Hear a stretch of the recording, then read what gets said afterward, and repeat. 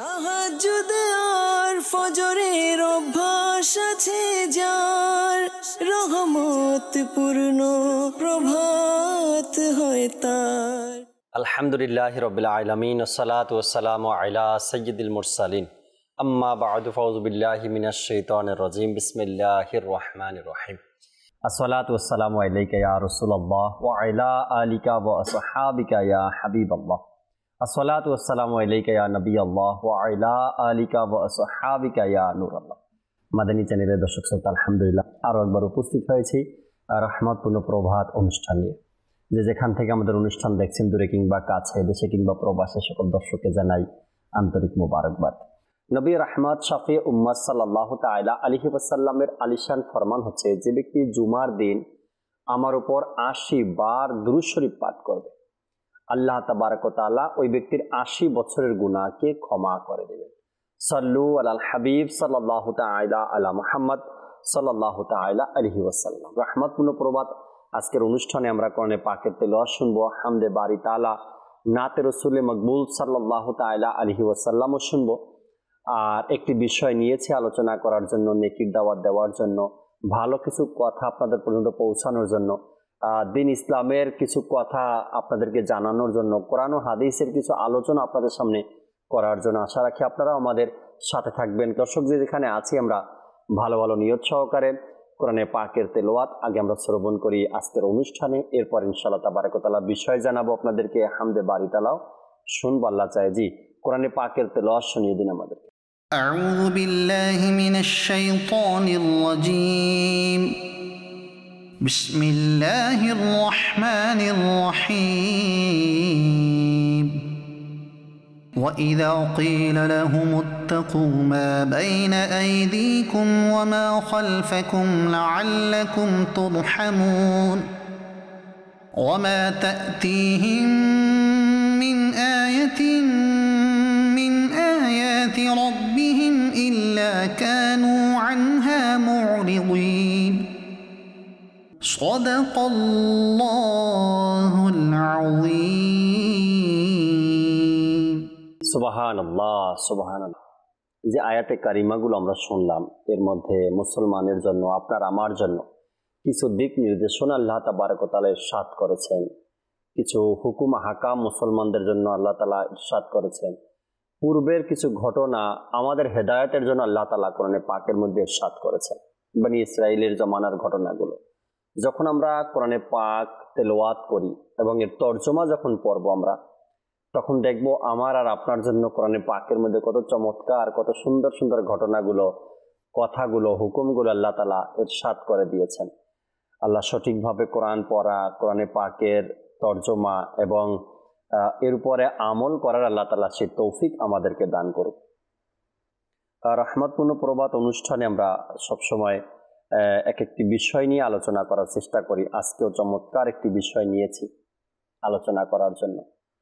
আর আজকের যে টপিক, আজকের যে বিষয়, এটা প্রত্যেকটা মানুষের মধ্যেই থাকা দরকার। যেভাবেই অর্জন করা সম্ভব আমাদের অর্জন করা দরকার। যখন আপনি আমি ঘরে বসবাস করি, যেহেতু মানুষ একটা ফ্যামিলির সাথে আমাদের সম্পর্ক, আর আমার সেই ফ্যামিলির সাথে আমার দিন, আমার রাত, আমার সময়, একটা মানুষের পুরো জিন্দেগি একটা ফ্যামিলির সাথে অতিবাহিত হয়।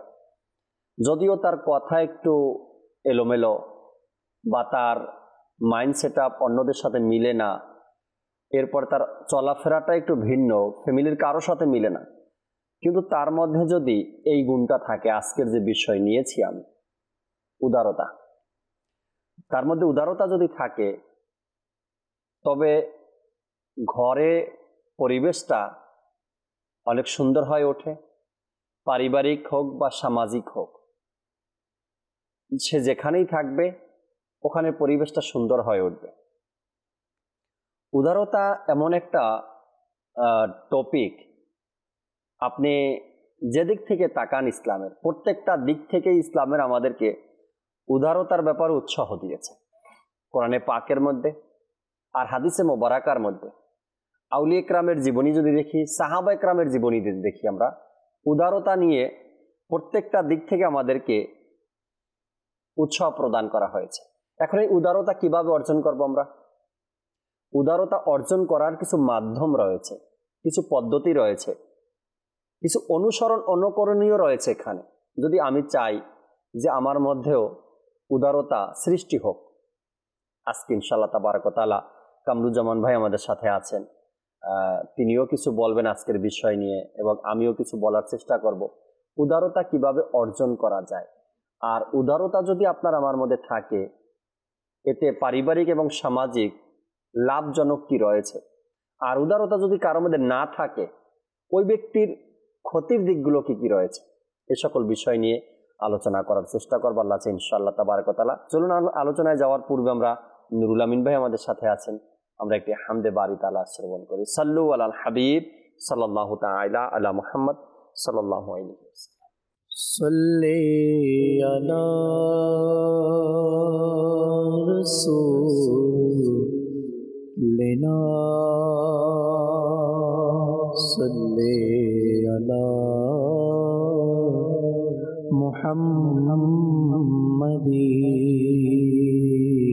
মুহাম্মাদিন সাল্লি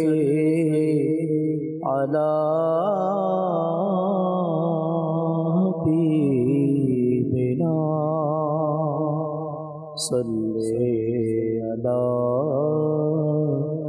মুহাম্মাদিন। আমি মদিনাতে যাব, আজ না হয় তো কাল যাব। আমি মদিনাতে যাব, আজ না হয় তো কাল যাব। আকা আমায় ডাকিবে, আকা আমায় ডাকিবে, আজ না তো কাল যাব। সাল্লি আলা রাসূলিনা সাল্লি আলা মুহাম্মাদিন সাল্লি আলা কারীমিনা সাল্লি আলা মুহাম্মাদিন। হাসবি রাব্বি জাল্লাল্লাহ,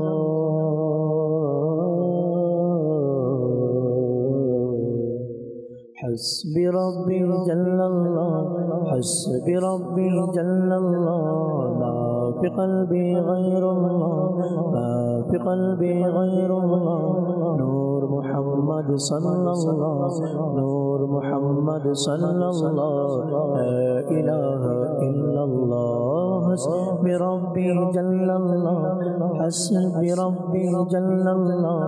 মা ফি কলবি গায়রুল্লাহ, মা ফি কলবি গায়রুল্লাহ।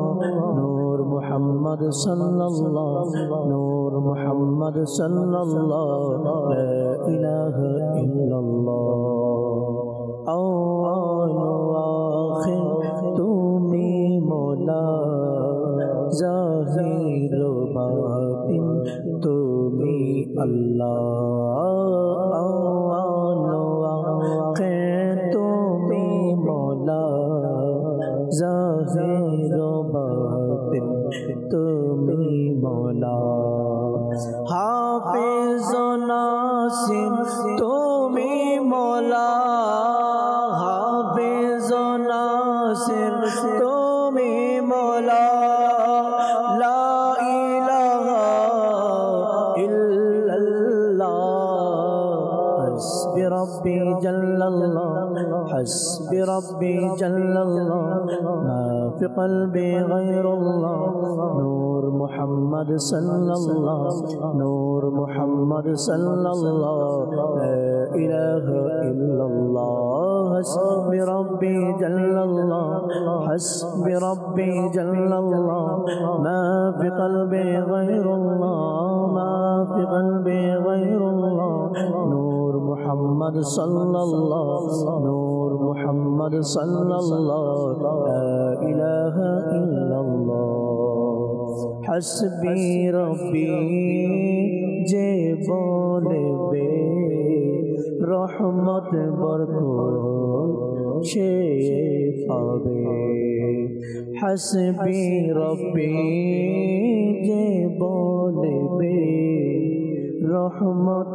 बरकत से पावे उद्देश्य पूरণ হবে উদ্দেশ্য पूरণ হবে লা ইলাহা ইল্লাল্লাহ হাসবি রব্বি জাল্লাল্লাহ হাসবি রব্বি জাল্লাল্লাহ মা ফি কলবি গায়রুল্লাহ মা ফি কলবি গায়রুল্লাহ নূর মোহাম্মদ সাল্লাল্লাহ নূর মোহাম্মদ সাল্লাল্লাহ লা ইলাহা ইল্লাল্লাহ হাসবি রব্বি জাল্লাল্লাহ মা ফি কলবি গায়রুল্লাহ নূর মোহাম্মদ সাল্লাল্লাহ নূর মোহাম্মদ সাল্লাল্লাহ লা ইলাহা ইল্লাল্লাহ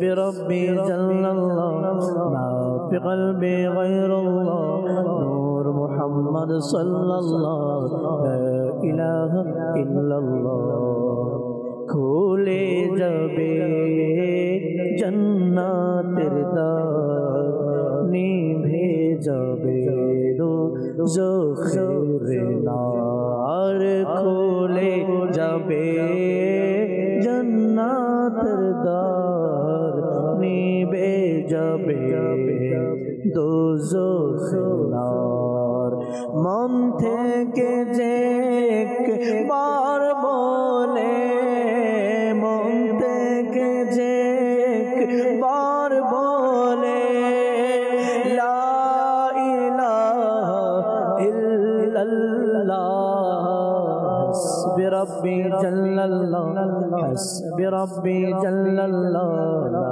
ফি কলবি গায়রুল্লাহ নূর মুহাম্মদ সাল্লাল্লাহ নূর মুহাম্মদ সাল্লাল্লাহ লা ইলাহা ইল্লাল্লাহ আরজ গোলাম ফকিরে রহমত সদা রেখো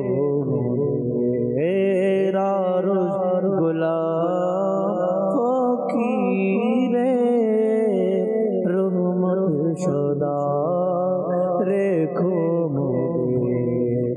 জিকির কবুল করো রব জিকির কবুল করো রব জিকির কবুল করো রব লা ইলাহা ইল্লাল্লাহ হাসবি রব্বি জাল্লাল্লাহ حسبي ربي جل الله ما في قلبي غير الله ما في قلبي غير الله نور محمد صلى الله نور محمد صلى الله نور محمد صلى الله لا إله إلا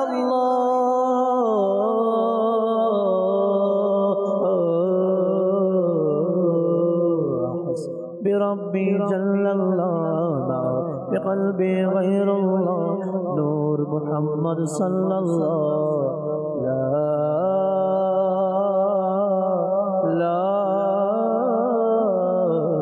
إله إلا الله মাশাআল্লাহ মাশাআল্লাহ আমরা আল্লাহ তাবারক ওয়া তাআলার জিকির হামদে বারি তাআলা প্রশংসা শ্রবণ করলাম। আল্লাহ তাআলা আমাদেরকে সকাল সন্ধ্যা দিন রাতে এভাবে আল্লাহ তাআলার প্রশংসা জিকির করার সে তৌফিক আল্লাহ আমাদেরকে দান করুন। দর্শক, উদারতা নবী করিম সাল্লাল্লাহু তাআলা আলাইহি সাল্লামের এক মহৎ গুণ। হুজুর সাল্লাল্লাহু আলাইহি সাল্লামের এক মহৎ গুণ ছিলেন উদারতা।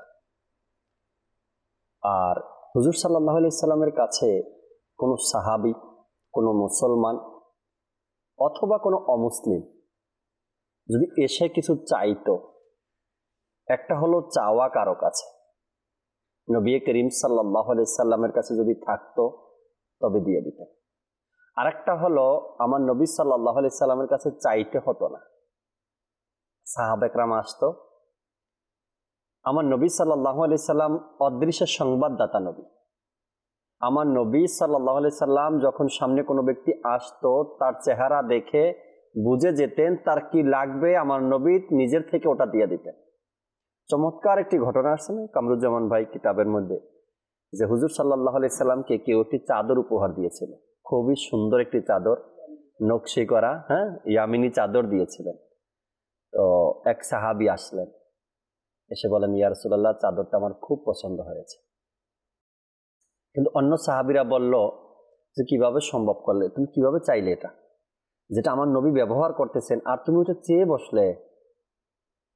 এরপর ওই সাহাবী বললেন যে আসলে হুজুর সাল্লাল্লাহু আলাইহি সাল্লাম ব্যবহার করতেছেন, আমার চাওয়াতে কোনো দোষ হবে বিষয়টা এরকমের না, আমি চাই ওই চাদরটা আমার কাছে থাকুক, আর যখন আমি দুনিয়া থেকে যাব এই চাদরটার দিকে দিয়ে যেন আমাকে কাফন বানিয়ে দেয় বা আমার সাথে দিয়ে দেয়, কেন এটা নবী সাল্লাল্লাহু আলাইহি সাল্লামের সাথে টাচ লেগে গেছে। এখন যখন এটা আমার সাথে কবরে যাবে তো এর সদকায় আল্লাহ আমাকে ক্ষমা করে দিবে। ওই সাহাবীর টার্গেট এভাবে ছিল। আর হুজুর সাল্লাল্লাহু আলাইহি সাল্লামের উদারতা দেখেন, আমার নবী ওটা দিয়ে দিলেন, কেমন ছিলেন। তো হুজুর সাল্লাল্লাহু আলাইহি সাল্লামের মহৎ গুণ একটি উদারতা।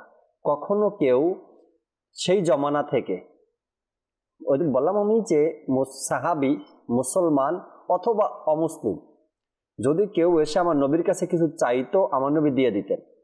এরপরে কেউ না চাইলেও আমার নবী বুঝতে পারতেন, জানতে পারতেন যে আমার এই সাহাবীর বা আমার সামনে যে আছে তার এই জিনিসটা প্রয়োজন, হুজুর সাল্লাল্লাহু আলাইহি সাল্লাম তাকে দিয়ে দিতেন, ওই অপূর্ণতা পূরণ করে দিতেন আমার নবী সাল্লাল্লাহু তাআলা আলাইহি ওয়াসাল্লাম।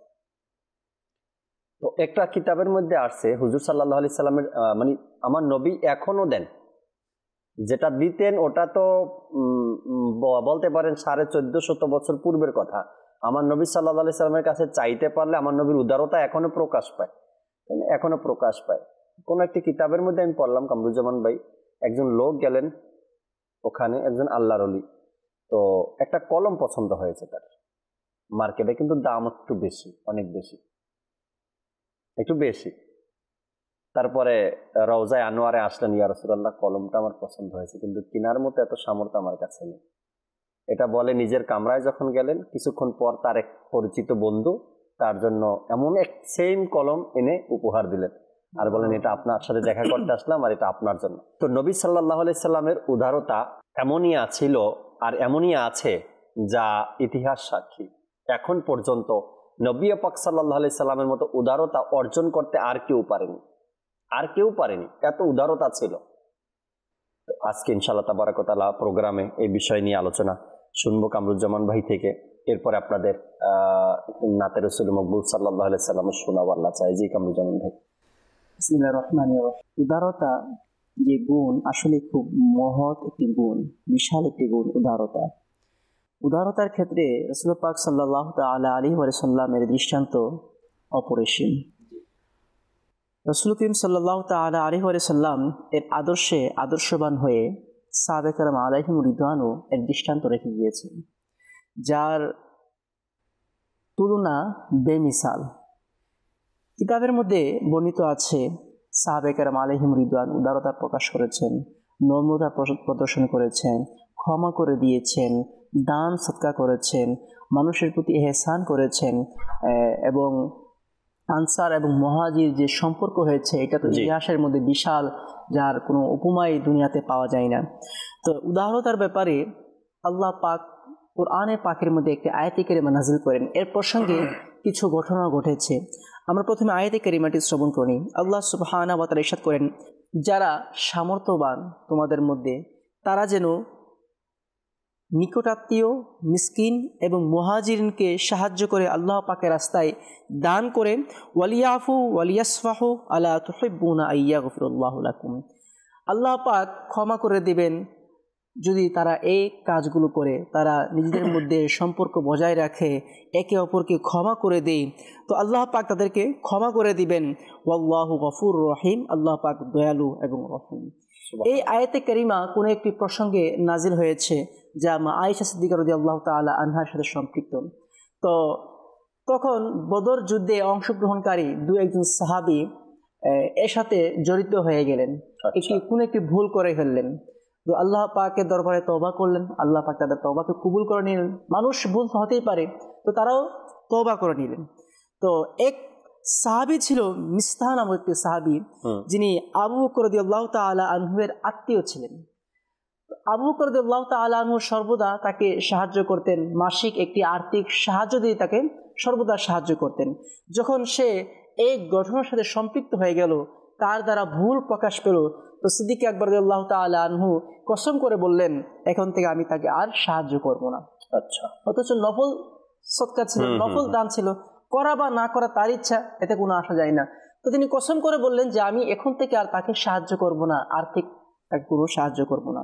তো আল্লাহ রাসূল সাল্লাল্লাহু তাআলা আলাইহি ওয়াসাল্লাম এ ব্যাপারে উৎসাহ দিয়েছেন, এ ব্যাপারে উদারতার শিক্ষা দিয়েছেন। তো আল্লাহ সুবহানাহু ওয়া তাআলা এই আয়াতে কারিমার মধ্যে ইরশাদ করেছেন, আলা তুহিব্বুনা আইয়াগফিরুল্লাহু লাকুম, তোমরা কি এটা পছন্দ করো না যে আল্লাহ পাক তোমাদেরকে ক্ষমা করে দিবেন? তো সিদ্দিক আকবর রাদিয়াল্লাহু তাআলা আনহু আয়াতটি শুনে তখনই বললেন, ওয়াল্লাহি ইন্নী লা উহিব্বু আইয়াগফিরুল্লাহু লি, আমি এটি পছন্দ করি, আল্লাহ পাকের শপথ দিয়ে বলছি, আমি এটি পছন্দ করি, আল্লাহ পাক আমাকে যেন ক্ষমা করে দেন। তো সিদ্দিক আকবর রাদিয়াল্লাহু তাআলা আনহু যখন এই আয়াতে কারিমা শুনলেন, তখন নিজে এই তওবা থেকে, কসম থেকে ফিরে আসলেন এবং প্রতিনিয়ত মিস্তাহ রাদিয়াল্লাহু তাআলা আনহুকে তিনি সাহায্য করতে রইলেন, অর্থাৎ ক্ষমা করে দিলেন, কসমও ভেঙে নিলেন, কসম ভেঙে এর ক্ষতিও পূরণ দিয়ে দিলেন, পাশাপাশি তাকে আর্থিক সহযোগিতাও করা শুরু করে দিলেন। তো এই আয়াতে কারিমার মধ্যে যে বিষয়টি, এই সাহাবী ভুল করেছিল, আত্মীয় ছিল, ভুল করার পরও আল্লাহ পাক আয়াতে কারিমা নাযিল করেছেন, তাদেরকে ক্ষমা করে দিয়েছেন। সিদ্দিক আকবর রাদিয়াল্লাহু তাআলা কসম করেছেন আর্থিক সাহায্য করবেন না, তারপরও আল্লাহ পাকের ক্ষমা পাওয়ার আশায় তিনি নিজের কসমকে ভেঙে নিলেন এবং আর্থিক সাহায্য অব্যাহত রাখলেন। তো এটি সাহাবে কেরাম আলাইহিমুর রিদওয়ানদের আদর্শ ছিল। তো হাদিসে পাকে বিভিন্নভাবে এসেছে, হযরতে আবু হুরায়রা রাদিয়াল্লাহু তাআলা আনহু থেকে বর্ণিত, রাসূল করিম সাল্লাল্লাহু তাআলা আলাইহি ওয়াসাল্লাম ইরশাদ করেন, কানা রাজুলুন ইউদাইনুন নাস ফাকানা ইয়াকুলু লিফাতা ইযা আতাইতা মুসিরান ফাতাজাওয়াজ আনহু লাআল্লাল্লাহা ইয়াতাজাওয়াজু আন্না ফালাকিয়াল্লাহা ফাতাজাওয়াজা আনহু। তো এর অর্থ হচ্ছে, এক লোক মানুষের সাথে লেনদেন করত, সে তার গোলামকে বলে দিত, তুমি যখন কোনো অভাবগ্রস্তের কাছে অর্থাৎ পাওনা আদায়ের জন্য যাবে, তখন তাকে কিছু ক্ষমা করে দিবে। এরপর সে ব্যক্তি আল্লাহর সাথে মিলিত হলো এমত অবস্থায় যে আল্লাহ পাক তাকে ক্ষমা করে দিয়েছেন। আল্লাহু আকবার। ইবনে মাসউদ রাদিয়াল্লাহু তাআলা আনহু থেকে বর্ণিত, রাসূল করিম সাল্লাল্লাহু তাআলা আলাইহি ওয়াসাল্লাম ইরশাদ করেন, হুসিবা রাজুলুম মিম্মান কানা ক্বাবলাকুম ফালাম ইউজাদ লাহু মিনাল খায়রি শাই ইল্লা আন্নাহু কানা ইউখালিতুন নাস ওয়া কানা মুসিরান ফাকানা ইয়ামুরু গিলমানাহু আইয়াতাজাওয়াজু আনিল মুসিরি ক্বাল আল্লাহু আযজা ওয়া জাল্লা নাহনু আহাক্কু বিযালিকা মিনহু তাজাওয়াজু আনহু। নবী করিম সাল্লাল্লাহু তাআলা আলাইহি ওয়াসাল্লাম ইরশাদ করেন, তোমাদের পূর্ববর্তী লোকদের মধ্যে একজন লোক হিসাব গ্রহণ করা হয়, কিন্তু তার মধ্যে কোনো প্রকার তেমন নেক আমল পাওয়া যায়নি, তবে সে মানুষের সাথে লেনদেন করত এবং সে ছিল ধনী সচ্ছল, তাই দরিদ্র লোকদের সে ক্ষমা করে দিত। এই জন্য আল্লাহ পাকও তার ব্যাপারে ক্ষমা করে দিত, আল্লাহ তাকে ক্ষমা করে দিয়েছেন। তো বলা বাহুল্য যে মানুষের প্রতি ইহসান করবে, আল্লাহ পাকও তার প্রতি ইহসান করবে, আর যে ব্যক্তি মানুষের প্রতি ইহসান করবেন, আল্লাহ পাকও তার প্রতি ইহসান করবেন। হাদিসে পাকের মধ্যে স্পষ্টভাবে এসেছে, মান লাম ইয়ারহামুন নাস লাম ইয়ারহামুল্লাহ, যে ব্যক্তি লোকদের প্রতি দয়া করবে না, আল্লাহ পাকও তার প্রতি দয়া দয়া করবে করবে না। না, right? এই জন্য উদারতা প্রদর্শন করা, মানুষকে ক্ষমা করা, মানুষের প্রতি দান করা, এহসান করা, এটি মহৎ গুণ, যার মাধ্যমে আল্লাহ পাকের সন্তুষ্টি অর্জন করা যায় Right. এবং উভয় জগতে কামিয়াবি অর্জন করা যায়। সুবহানাল্লাহি ওয়া বিহামদিহি। উদারতা এমন একটা বিষয়, হয়তো আপনার কাছে মনে হবে আমি ছোট্ট একটা কাজ করেছি, কিন্তু যার জন্য করবেন তার কাছে এটার মূল্য হয়তো লক্ষ কোটি টাকার চেয়ে অনেক বেশি। উদাহরণস্বরূপ, আপনি আপনার কোনো আত্মীয়র বাড়িতে গেছেন, বা আপনার কোনো আত্মীয়র সাথে রাস্তায় দেখা হলো, তার সাথে তার 5 থেকে 7-10 বছরের বাচ্চাও সাথে ছিল। আপনি 2 টাকা দামের একটা চকলেট কিনে সে বাচ্চার হাতে দিলেন, বেশি না, এখন তো চকলেট অনেক দামেরও পাওয়া যায়, কিন্তু আপনি 2 টাকা দামের একটা চকলেট কিনে, 5 টাকা দামের একটা চকলেট কিনে এই বাচ্চার হাতে দিলেন। হয়তো বাচ্চাটা আপনার এই চকলেটটা পাওয়ার পরে যে একটা হাসি দিতে হবে এটাও জানে না বাচ্চা, কিন্তু বাচ্চার সাথে থাকা যে গার্ডিয়ান, বাবা, তার মনটা যে এত বড় হয়ে যায়, আমার সন্তানকে উপহার দিয়েছে।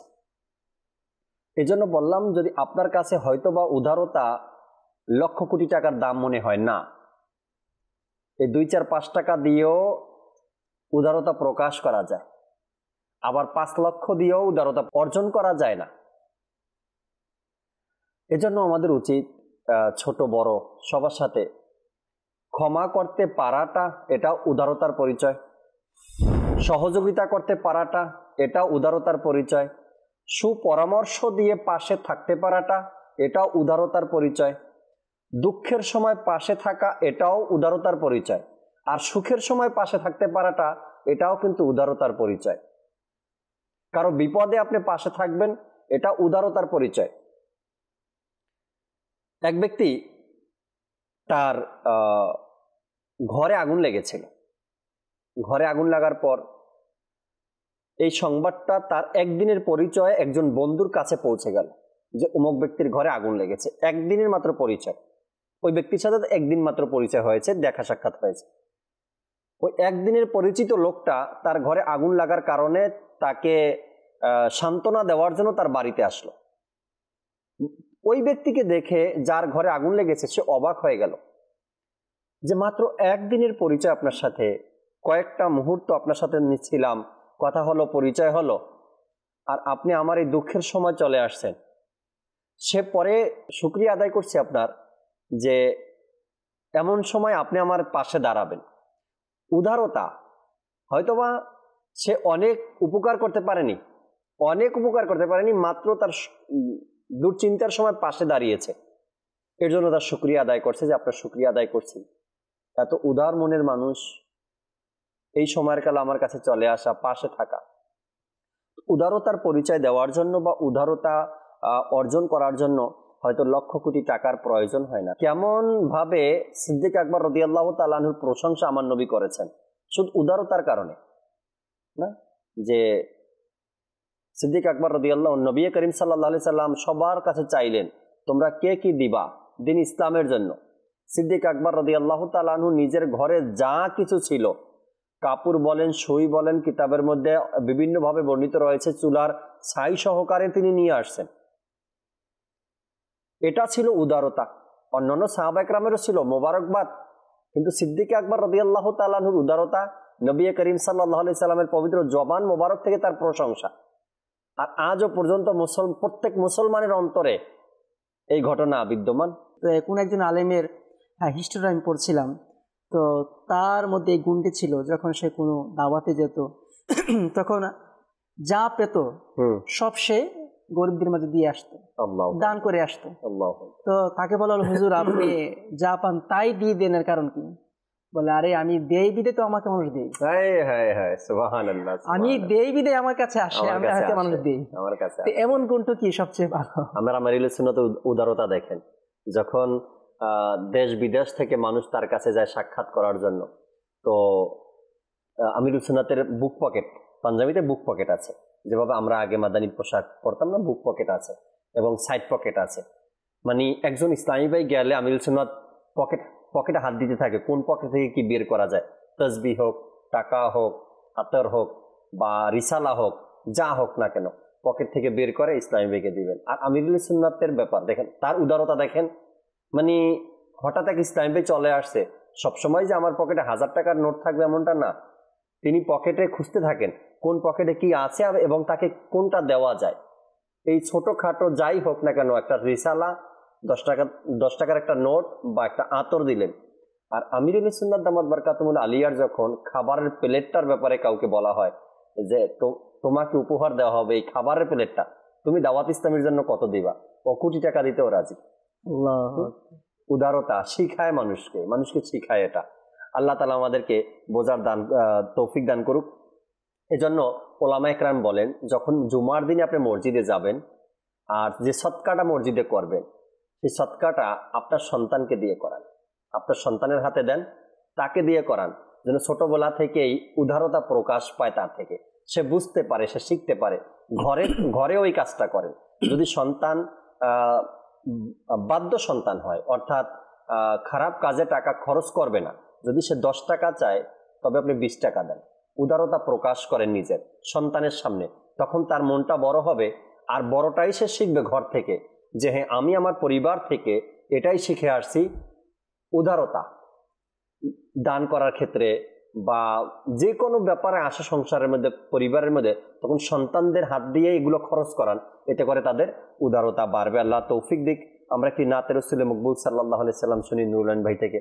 এরপর দর্শক আপনাদের কলগুলো শুনবো আল্লাহ চাই ইনশাআল্লাহ তাআলা। জি, কাছে ডেকে নাও প্রিয় নবী, তবু দিদার দাও প্রিয় নবী। কাছে ডেকে নাও, কাছে ডেকে নাও প্রিয় নবী, তবু দিদার দাও প্রিয় নবী।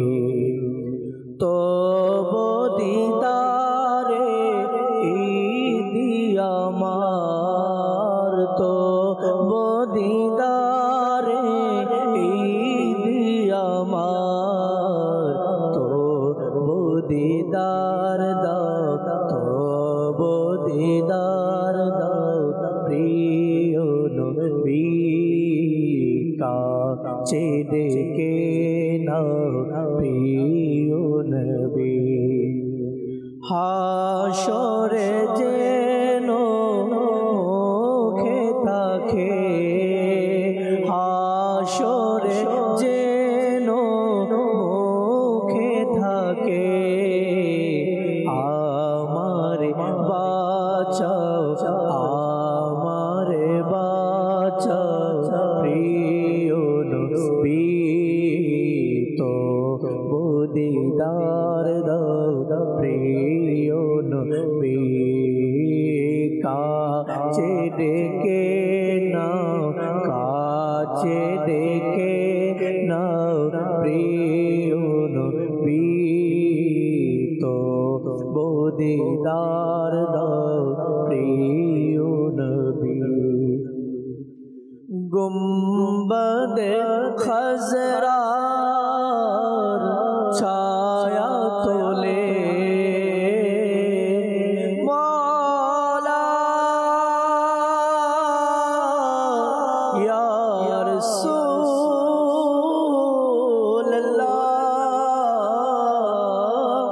গুম্বদে খজরার ছায়া তোলে, গুম্বদে খজরার ছায়া তোলে, আমারে রেখে নাও, আমারে রেখে নাও প্রিয় নবী। তবু দিদার দাও প্রিয় নবী। কাছে ডেকে নাও, কাছে ডেকে নাও প্রিয় নবী, তবু দিদার দাও প্রিয় নবী। গুনাহের সাগরে ডুবে আছি,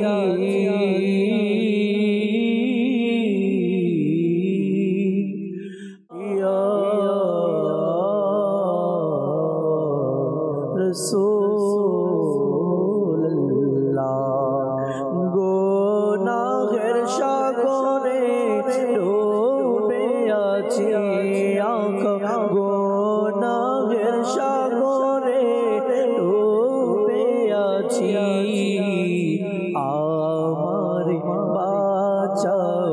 আমারে বাঁচাও প্রিয় নবী কাছে ডেকে নাও প্রিয় নবী তো বদহিত রে দোহাই নবী তো বদহিত রে দোহাই নবী আপন করে নাও আপন করে নাও প্রিয় নবী কাছে ডেকে নাও প্রিয় নবী কাছে ডেকে নাও কাছে ডেকে নাও প্রিয় নবী তো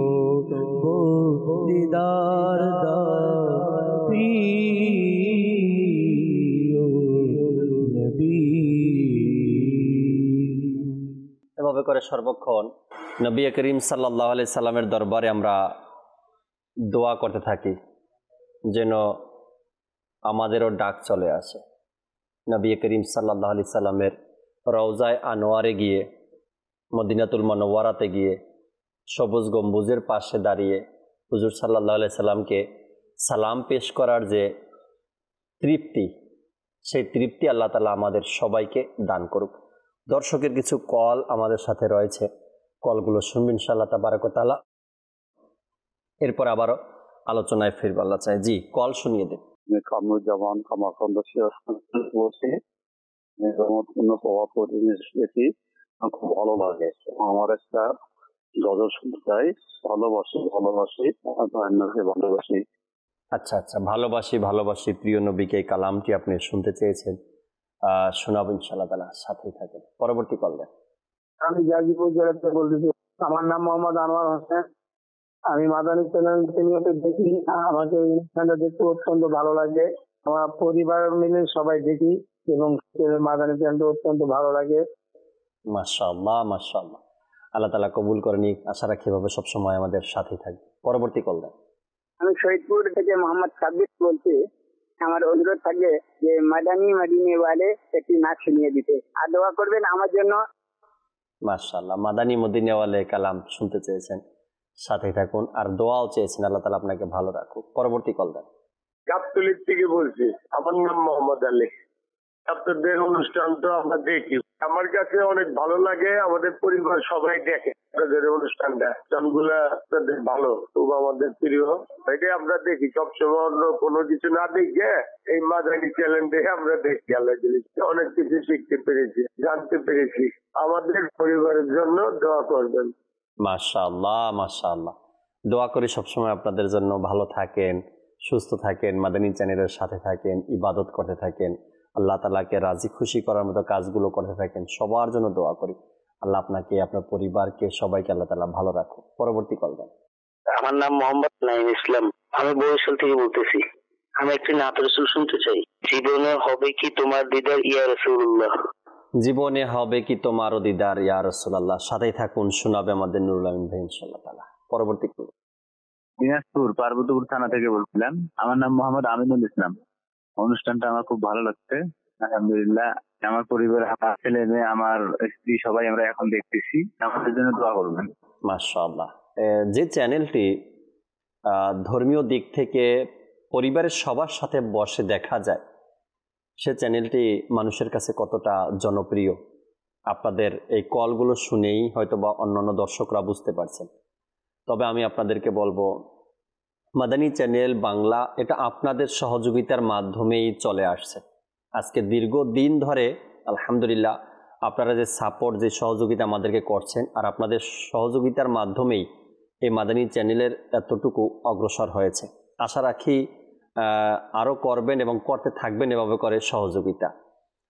দেখা গেছে অনেক ইসলামী ভাই, ইসলামী বোন যারা প্রতি মাসে কিছু অ্যামাউন্ট মাদানী চ্যানেলকে দিতেন, অনেক সময় ভুলে যান, অনেক সময় যোগাযোগে হয় না, বা অনেক সময় দেন না, যে কোনো কারণবশত। তো বলবো আমি কন্টিনিউ সব সময় প্রতি মাসে এগুলো দেওয়ার চেষ্টা করেন। আর আজকের প্রোগ্রামে যারা আছেন বা পরবর্তী সময় যারা এই অনুষ্ঠান দেখবেন, আপনাদেরকেও বলি, আপনার দান অনুদান দাওয়াত ইসলামীকে দিন, আপনার দান অনুদান মাদানী চ্যানেলের জন্য দিন। আপনি চাইলে আসলে এক একটা প্রোগ্রামের হাজার হাজার টাকা খরচ, আপনি চাইলে একটা প্রোগ্রামের দায়িত্ব নিয়ে নিতে পারেন। রহমতপূর্ণ প্রবাদ সপ্তাহে 3 দিন হয়, কল দিয়ে বলে দিন আপনি রহমতপূর্ণ প্রবাদ অনুষ্ঠানের যাবতীয় খরচের দায়িত্ব আমি নিলাম।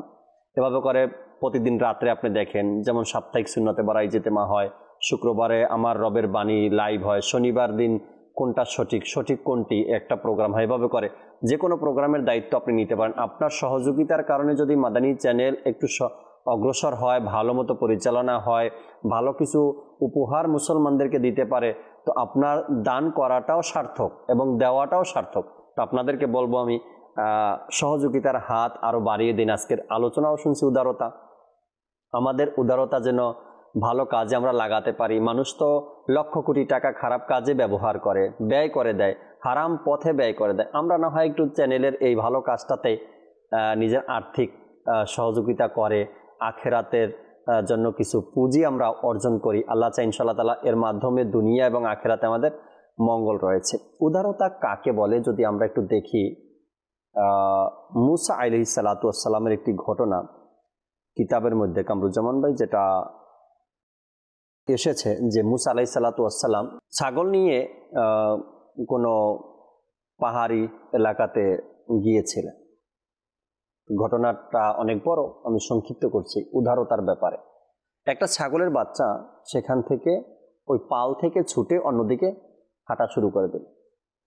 মুসা আলাইহিস সালাতু ওয়াস সালাম ওই ছাগলটির পিছনে পিছনে দৌড়ানো শুরু করে দিল ওই বাচ্চাটাকে ধরার জন্য। যেতে যেতে যেতে যেতে যেতে যেতে এই ছাগলের বাচ্চাটা একটা কাঁটাযুক্ত জঙ্গলের মধ্যে প্রবেশ করলো। যখন সেটা জঙ্গলে প্রবেশ করলো তো তার শরীরের সাথে কাঁটাগুলো আটকে গেল, এখন আর সে বের হতে পারে না। মুসা আলাইহিস সালাতু ওয়াস সালাম সেখানে ঢুকলেন আর সেই ছাগলটাকে সেখান থেকে বের করে নিজের কাঁধ মোবারকে করে তাশরিফ নিয়ে আসলেন। আর যখন তিনি ছাগলের পিছনে দৌড়াচ্ছিলেন, যেহেতু পাহাড়ি রাস্তা ছিল বা পাথর ছিল, তার পায়ে আঘাত লেগে গেল এবং ছাগলের পিছনে দৌড়ানোর কারণে পরিশ্রম হলো, কষ্ট হলো। মুসা আলাইহিস সালাতু ওয়াস সালাম এখন বলতে লাগলেন, হে ছাগল, তুমি না নিজের কথা চিন্তা করলে না আমার কথা চিন্তা করলে, তুমি নিজেও কষ্ট করলে আর আমাকেও কষ্ট দিলে। এখান থেকে উদারতা মানে নিজের প্রতি নিজের কষ্ট, নিজের পরিশ্রম, নিজের পায়ে ব্যথা, এটার দিকে পয়গম্বর তাকালেন না। একটা অবুঝ পশু সেটা কোথায় যাবে আর কোথায় গিয়ে আটকে পড়বে বা বাঘের খাবার হবে সে চিন্তায় সে পিছনে পিছনে দৌড়াতে লাগলেন আর সেখান থেকে ফিরিয়েও আনলেন, যতটাই কষ্ট হোক না কেন। এভাবে করে হুজুর সাল্লাল্লাহু আলাইহি সাল্লামের যে উটের ঘটনাটা আসছে কিতাবের মধ্যে, জি জি অবশ্যই উটের ঘটনা আসছে, উদারতা উটের প্রতি দেখিয়েছেন। এরপরে হুজুর সাল্লাল্লাহু আলাইহি সাল্লাম অমুসলিমদের প্রতি যে উদারতা দেখিয়েছেন, আমরা যদি দেখি মক্কা বিজয়ের দিন যে উদারতা দেখিয়েছেন হুজুর সাল্লাল্লাহু আলাইহি সাল্লাম, ওই দিনে যুগের পর যুগ কষ্ট যন্ত্রণা দেওয়ার পরেও হুজুর সাল্লাল্লাহু আলাইহি সাল্লাম ওদিন সাধারণ ক্ষমার ঘোষণা করেন।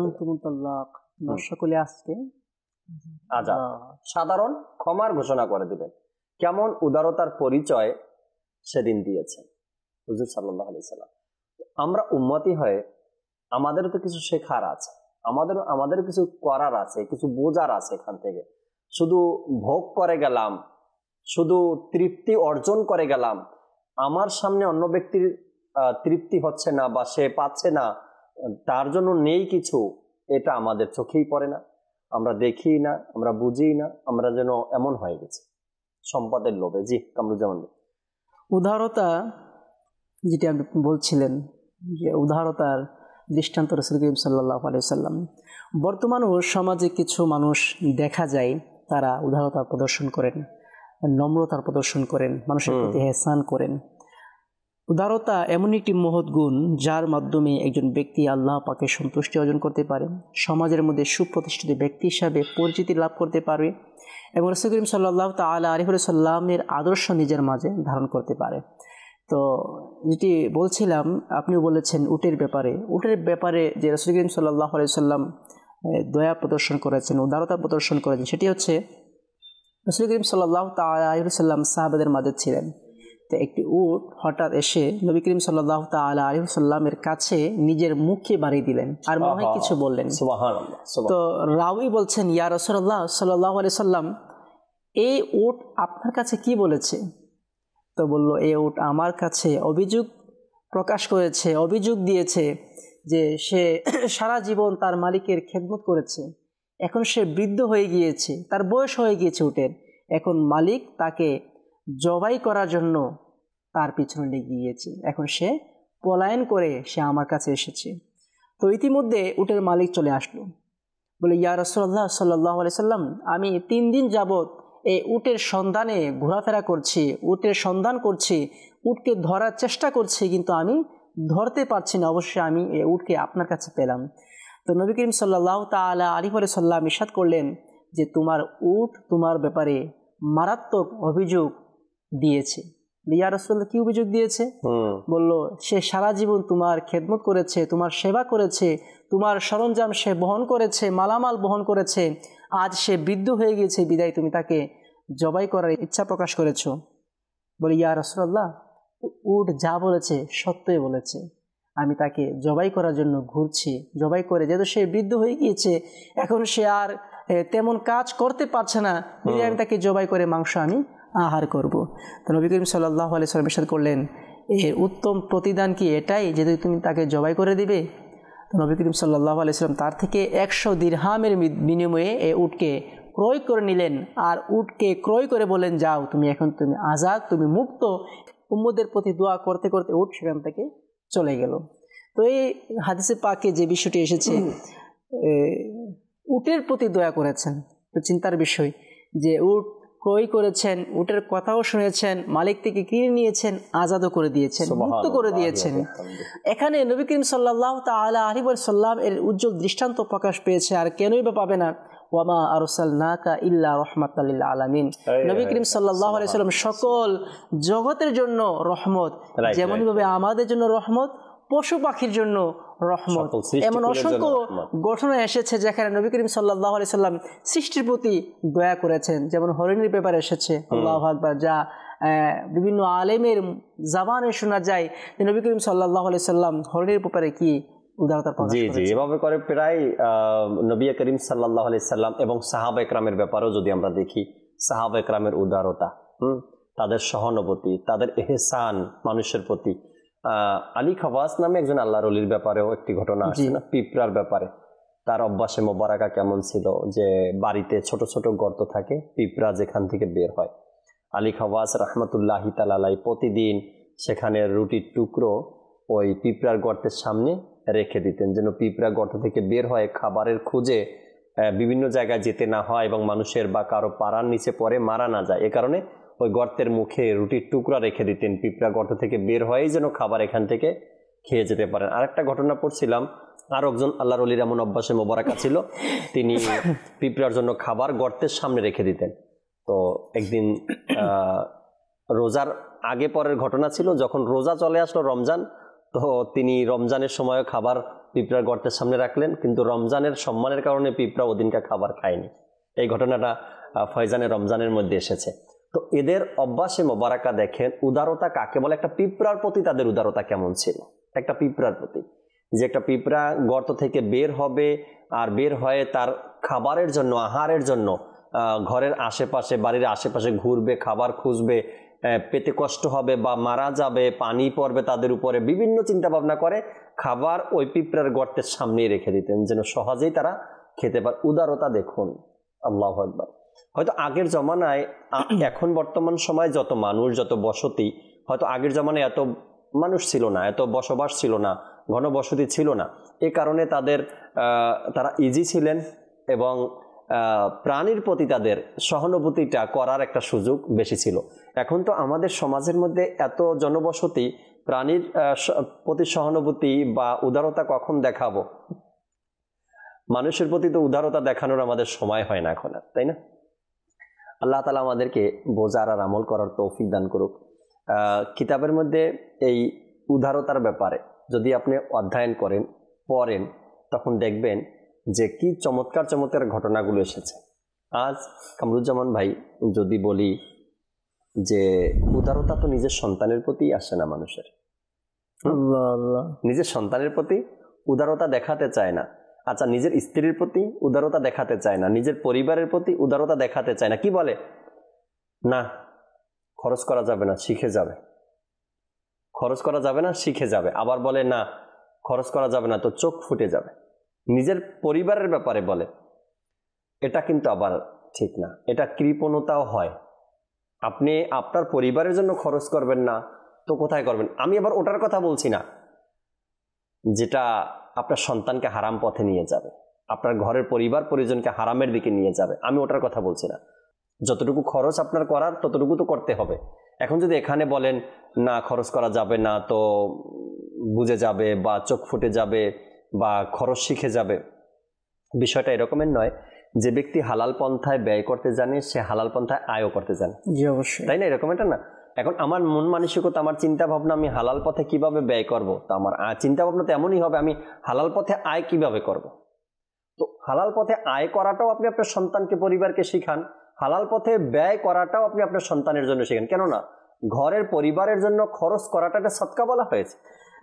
সন্তানের ব্যাপারে উদারতার ব্যাপারে এসেছে। আল্লাহ নবী রাসূল আরবি সাল্লাল্লাহু আলাইহি ওয়াসাল্লাম একদিন হাসনাইন কারিমাইন ইমাম হাসান এবং হুসাইন রাদিয়াল্লাহু তাআলা আনহুমাকে চুমু দিলেন। তো পাশে একজন ব্যক্তি বসা ছিলেন, বলেন ইয়া রাসূলুল্লাহ, আমার তো 10 জন সন্তান আছে, আমি তো কাউকে চুমু দেই না। তো নবী করিম সাল্লাল্লাহু আলাইহি ওয়াসাল্লাম তাদেরকে তাকালেন আর বললেন, যে ব্যক্তি দয়া করে না তার প্রতি দয়া করা হয়। তো এখানে যে বলা উদ্দেশ্য, নবী করিম সাল্লাল্লাহু আলাইহি সাল্লাম হাসনাইন কারিমাইনকে দয়া করেছেন, তাদের প্রতি উদারতা করেছেন, চুমু দিয়েছেন, ওই ব্যক্তিকেও এ ব্যাপারে উৎসাহিত করেছেন চুমু দেওয়ার জন্য। আর উদারতার ব্যাপারে আল্লাহ সুবহানাহু ওয়া তাআলা অসংখ্য নিয়ামত রাজি রেখেছেন, যেটা আমরা ইতিপূর্বে শুনেছি। যে ব্যক্তি উদারতা প্রকাশ করে, ক্ষমা করে, আল্লাহ পাক তাকেও ক্ষমা করে দেন, যা আমরা দুই একটি হাদিসে পাক শুনেছি। অপর হাদিসে পাকে এসেছে, আল্লাহর নবী রাসূল আরবি সাল্লাল্লাহু আলাইহি ওয়াসাল্লাম ইরশাদ করেন, আর রাহিমুনা ইয়ারহামুহুমুর রহমান। যে ব্যক্তি দয়া করে, এহসান করে, আল্লাহ পাক তাকে দয়া করেন, তার প্রতি এহসান করেন। অপর হাদিসে পাকে এসেছে, লা তুনজাউ রাহমাতু ইল্লা মিন শাকি। যে হতভাগা তার প্রতি এহসান করা হয় না, এছাড়া সকলের প্রতি আল্লাহ পাক এহসান করেন। আল্লাহ হতভাগার প্রতি এহসান করেন আল্লাহ তাআলা। অর্থাৎ যার হতভাগা, যার অন্তর কৃপণতা, যার অন্তরে মলিনতা, তার প্রতি আল্লাহ পাক দয়া প্রদর্শন করে না বিশেষভাবে। তো নবী করিম সাল্লাল্লাহু আলাইহি সাল্লাম আমাদের প্রতি উদারতা দেখিয়েছেন, শিক্ষা দিয়েছেন, আমরা যেন অপরের প্রতি উদারতা প্রকাশ করি। আল্লাহ তাআলা তৌফিক দিক। আমরা অনুরোধের কালামের দিকে যাব, এরপর ইনশাআল্লাহ তাআলা শেষ কিছু আলোচনাও দর্শকের সাথে করার চেষ্টা করবো ইনশাআল্লাহ তাআলা। জি নুরুল ভাই, অনুরোধের কালামগুলো শুনিয়ে দিন। আমায় কাছে ডেকে নাও না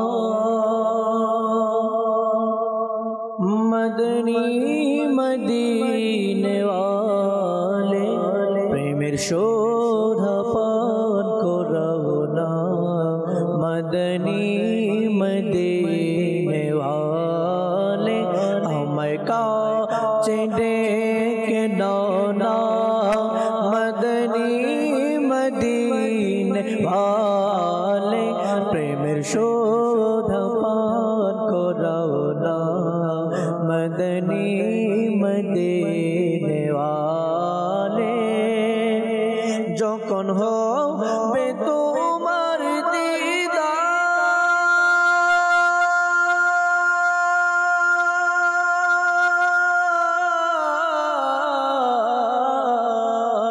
যখন হবে তোমার দিদার, তখনই হবে আমার সাল্লাল্লাহু, তখনই হবে আমার স্বপ্নে আসো না, আমার স্বপ্নে আসো না মদনী মদিনে ওয়ালে। আমায় কাছে ডেকে নাও না মদনী মদিনে ওয়ালে, প্রেমের শোধা পান করো না মদনী মদিনে ওয়ালে। আমরা গামী প্রজন্ম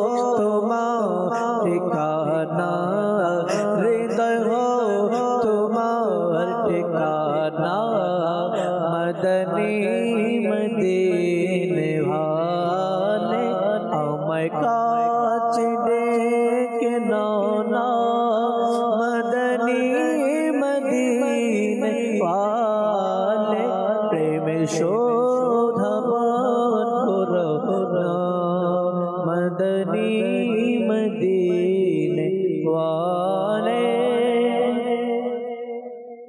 ভালোবাসি ভালোবাসি প্রিয় নবীকে ভালোবাসি ভালোবাসি প্রিয় নবীকে আমরা আল্লাহ আর নবীকে ভালোবাসি আমরা আল্লাহ আর নবীকে ভালোবাসি তাই তো মোরা জান্নাতের অধিকারী ভালোবাসি ভালোবাসি প্রিয় নবীকে ভালোবাসি ভালোবাসি প্রিয় নবীকে যারা চাও আখিরাতের কামিয়াবি যারা চাও আখিরাতের কামিয়াবি এসো এসো ডাক দিয়েছে দাওয়াত ইসলামী ভালোবাসি ভালোবাসি প্রিয় নবীকে ভালোবাসি ভালোবাসি প্রিয় নবীকে জীবনে হবে কি তোমার দিদার ইয়া রাসূলুল্লাহ জীবনে হবে কি তোমার দিদার ইয়া রাসূলুল্লাহ এ আশা রয়েছি আমি গুনাহগার ইয়া রাসূলুল্লাহ পৃথিবীর যে দিকে তাকান দরদি আর তো কেহ নাই পৃথিবীর যে দিকে তাকাই দরদি আর তো কেহ নাই জগতে তুমি দরদি सरदार या रसूलल्लाह जीवने हो बेकी तुम्हार दीदार या रसूलल्लाह সুবহানাল্লাহ সুবহানাল্লাহ। আল্লাহ নবী সাল্লাল্লাহু তাআলা আলাইহি ওয়াসাল্লাম আমাদেরকে দয়া করেছেন, আমাদের প্রতি ইহসান করেছেন, আমাদের প্রতি উদারতা দেখিয়েছেন। আলহামদুলিল্লাহ রাব্বিল আলামিন। যদি উম্মত হয়ে আমরা এই ইহসানকে নিতে না পারি তবে এর জন্য আমি নিজেই দুর্ভাগ্য আমার, বা এর জন্য আমি নিজেই দায়ী। হুজুর সাল্লাল্লাহু আলাইহি সাল্লাম প্রত্যেকটা মুহূর্ত উম্মতের প্রতি ইহসান করেছেন, প্রত্যেকটা মুহূর্ত উদারতা দেখিয়েছেন। কোনো এক মুহূর্তে জিব্রাইল আমিন আলাইহিস সালাতু ওয়াস সালাম আসলেন আর এসে বলেন, ইয়া রাসূলুল্লাহ, আপনার উম্মতের জন্য সুসংবাদ আছে। আমার নবী মুস্কি হাসলেন। কি সুসংবাদ? জিব্রাইল বললেন, ইয়া রাসূলুল্লাহ, আপনার উম্মতের মধ্য থেকে যে আপনার প্রতি একবার দুরূদ শরীফ পাঠ করবে তার উপর 10 বার রহমত নাজিল করা হবে। নবী পাক সাল্লাল্লাহু আলাইহি সাল্লাম এই কথা সাহাবা ইকরামের সামনে বললেন। আজ আমরা যে হাদিসে মোবারকা শ্রবণ করি, প্রত্যেকটা মুহূর্ত উম্মতের উপরে ইহসান করেছেন আমার নবী। এখন উম্মত যদি সেই ইহসানকে কামরুজ্জামান ভাই নিতে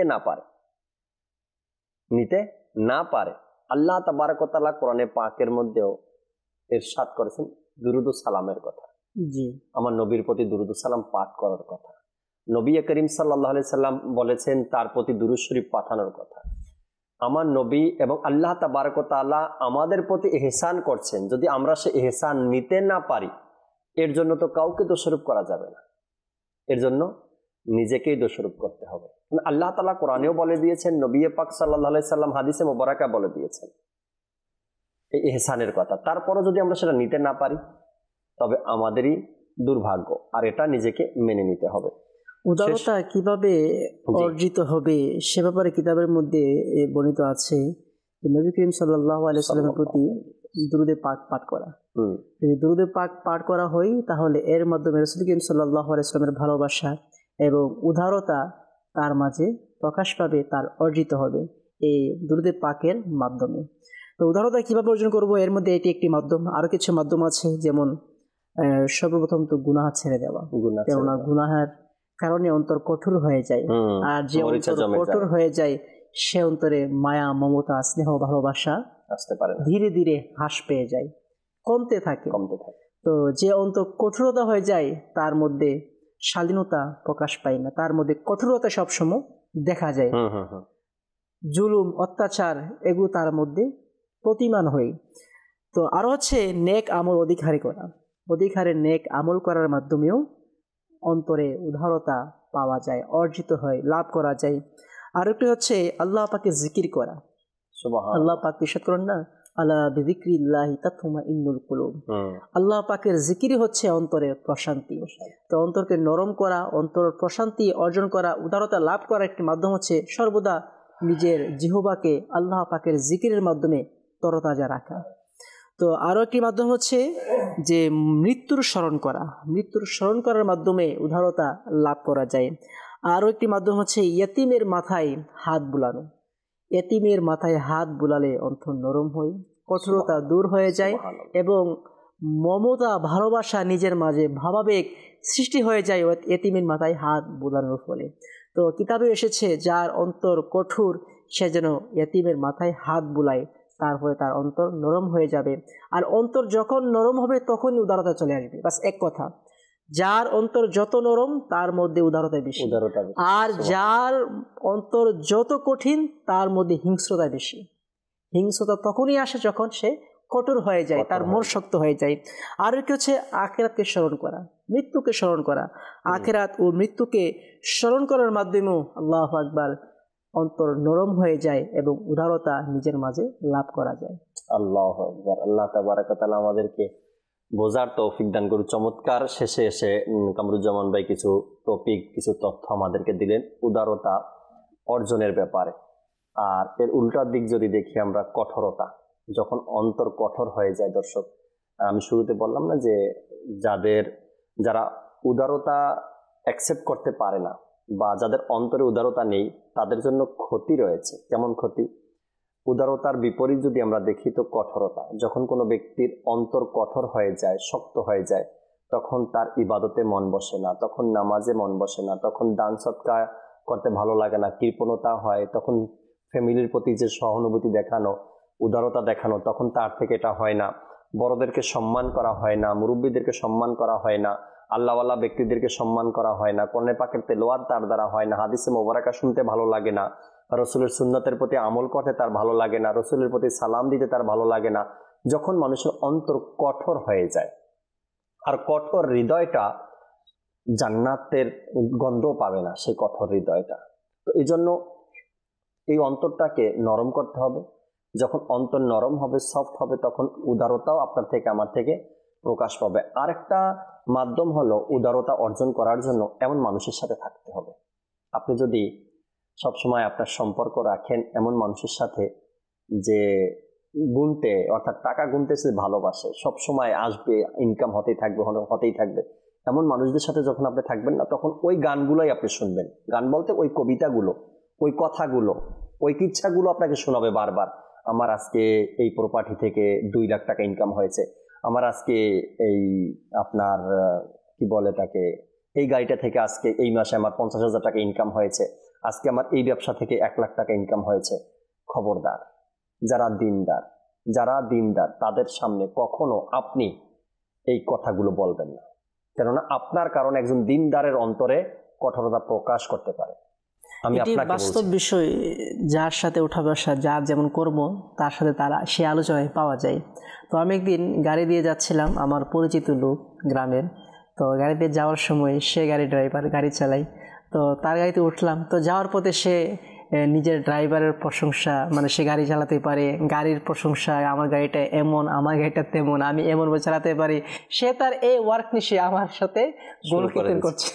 আমি একদিন যাচ্ছিলাম ব্রাহ্মণবাড়িয়াতে, আপনাদের এলাকাতে। ব্রাহ্মণবাড়িয়া যাবো, ঢাকা ফয়জানে মদিনা থেকে বের হয়েছি। আমার সফর সঙ্গী ছিল জুনায়েদ মাদানী ভাই। আপনার কথা শুনে আমার মনে পড়ে গেল, জুনায়েদ মাদানী ভাই পুরো বাসের মধ্যে কিছু ডিসকাস চলতেছিল এনার সাথে। তো ইনি যেহেতু ইলমের দিক থেকে ফার্স্ট, আমার চেয়ে অনেক আলহামদুলিল্লাহ, মাদানী ইসলামী ভাই। তো উনি নাহু সরফ, এরপর গ্রামারের বিভিন্ন কথা, এরপরে আপনার হাদিসের যে কিছু রয়েছে ইসলামের দিক থেকে, ধর্মীয় দিক থেকে যে হাদিসের বুনিয়াদগুলো রয়েছে, এগুলো চমৎকার চমৎকার ইলমে দিন আমি গাড়ির মধ্যে বসে বসে এনার থেকে শিখতে পারলাম। তো আমি এই জন্য বলছি ওই সকল ইসলামী ভাইদেরকে, যারা আপনারা বিজনেস করেন, যারা আপনারা ব্যবসা করেন, যাদের ইনকামের 3-4টা পথ আপনারা খুলে রাখছেন, আপনারা কখনোই ভুলেও একজন দিনদারের সামনে, একজন মোবাল্লিগের সামনে, একজন মাদানির সামনে, আলিমের সামনে এই কথাগুলো তুলবেন না। কেননা হতে পারে আপনার এই প্রভাবটা তার উপরে পড়তে পারে। আর আমি ওই সকল দিনদারদেরকেও বলবো, আপনারা কখনো ওই ব্যক্তির সংস্পর্শে যাবেন না যার কাছে গেলে আপনার কানে বারবার এই আওয়াজগুলো আসবে যে এই ব্যবসার মাধ্যমে, এই মাধ্যমে, ওই মাধ্যমে এত টাকা, এত লাখ টাকা আমার ইনকাম হয়েছে, এগুলো। কেননা যখন কোনো ব্যক্তি মাসে 10 থেকে 15,000, 20,000 টাকা ইনকাম করে, তার সামনে যখন আপনি আপনার সেই ইনকামের লক্ষ লক্ষ টাকা ইনকামের কথাগুলো বলবেন, তখন তার মাথায় এগুলো ধীরে ধীরে ঢুকতে থাকবে যে আমি কিভাবে এই পন্থাগুলো ব্যবহার করতে পারি, কিভাবে আমারও আসতে পারে, আমি কিভাবে ইনকাম করতে পারি মাসে লাখ লাখ টাকা। খবরদার, এগুলো করা কখনো ঠিক হবে না। সবসময় নিজের ব্যাপারে আরো ভাববেন যে আমি কিভাবে তার থেকে উদারতা নিতে পারি। তার যেমন উদারতা, তার যেমন মনটা নরম সফট হৃদয়ের অধিকারী, আমার মনটা কিভাবে, আমার হৃদয়টা কিভাবে সফট হবে, নরম হবে, আমিও কিভাবে দান সৎকার করতে পারি। টাকা অনেক থাকা, লক্ষ কোটি টাকা থাকা এটা অপরাধ না, কিন্তু যখন আপনার ইনকামের কথাগুলো দিনদাররা শুনবে, তাদের মধ্যে হয়তো বা এই প্রভাবটা পড়তে পারে। এই জন্য প্রভাব পড়বে তখনই আস্তে আস্তে তার মনেও, যেটা আপনি বললেন, জি, তার মধ্যে সেই স্পৃহা সৃষ্টি হয়ে যাবে, সে অনুপ্রেরণা সৃষ্টি হয়ে যাবে, আমিও তার দিকে ধাবিত হব, অবলম্বন করব। আল্লাহ তাআলা বোঝার এবং আমল করার তৌফিক দান করুক। আমিন বিজাহিন নবিল আমিন সাল্লাল্লাহু তাআলা আলাইহি ওয়াসাল্লাম। দর্শক শ্রোতা, আজকের যে বিষয় ছিল উদারতা কিভাবে অর্জন হবে, যতটুকু সম্ভব হলো আমরা আলোচনা করেছি। আশা রাখি ইনশাআল্লাহ তাবারক ওয়া তাআলা আমলও করা সম্ভব হবে আপনাদের। খুব সহজ সহজ বিষয়গুলো আমরা তুলে ধরেছি। আল্লাহ চায় আগামী পর্বেও নতুন একটি বিষয় নিয়ে আমরা আলোচনা করার চেষ্টা করব। ততক্ষণ মাদানী চ্যানেলের সাথেই থাকুন। আসুন আমরা দাঁড়িয়ে সালাতু সালাম পাঠ করি।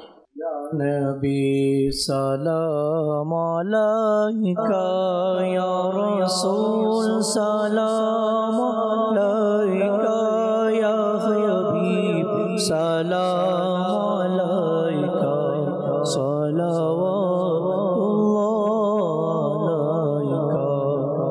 আমার মরণ কালে আপনাকে নিকটে পেলে, আমার মরণ কালে আপনাকে নিকটে পেলে, থাকবে না মরণ যন্ত্রণা, এটুকু মনের বাসনা। ইয়া নবী সালাম আলাইকা ইয়া রাসূল সালাম আলাইকা ইয়া হাবিব সালাম আলাইকা সালাওয়াতুল্লাহ আলাইকা। মুস্তাফা জানে রহমত বেলাখো সালাম, शम्अ बज़ में हिदायत बेलाखो सलाम। मुस्तफा जाने रहमत बेलाखो सलाम, शम्अ बज़ में हिदायत बेलाखो सलाम। गौसे आज़म इमामों का वन्नो का, गौसे आज़म इमामों का वन्नो का, जलवाए शान कुदरत बेलाखो सलाम। मुस्तफा जाने रहमत बेलाखो सलाम, शम्अ बज़ में हिदायत बेलाखो सलाम। डाल दी क़ल्ब में अज़मते मुस्तफा, डाल दी क़ल्ब में अज़मते मुस्तफा।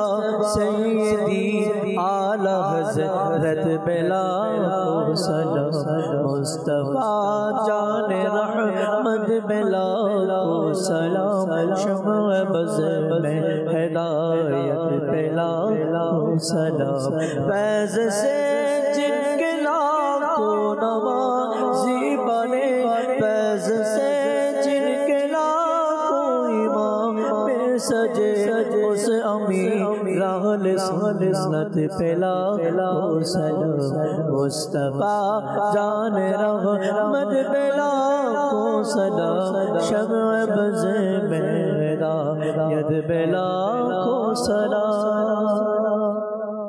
अस्सलातु वस्सलामु अलैका या रसूलल्लाह, सलातु वस्सलामु अलैका या हबीबल्लाह, सुब्हानका अल्लाहुम्मा व बिहम्दिका ला इलाहा इल्ला अंता अस्तगफिरुका व अतूबु इलैक, सुब्हानका अल्लाहुम्मा व बिहम्दिका ला इलाहा इल्ला अंता अस्तगफिरुका व अतूबु इलैक, सुब्हानका अल्लाहुम्मा व बिहम्दिका ला इलाहा इल्ला अंता अस्तगफिरुका व अतूबु इलैक। अस्सलातु वस्सलामु अलैका या नबी अल्लाह व अला आलिका व असहाबिका या नूर अल्लाह, ला इलाहा इल्लल्लाह मुहम्मदुर रासूलुल्लाह। তাহাজ্জুদ আর ফজরের অভ্যাস আছে যার, রহমত পূর্ণ প্রভাত হয় তার।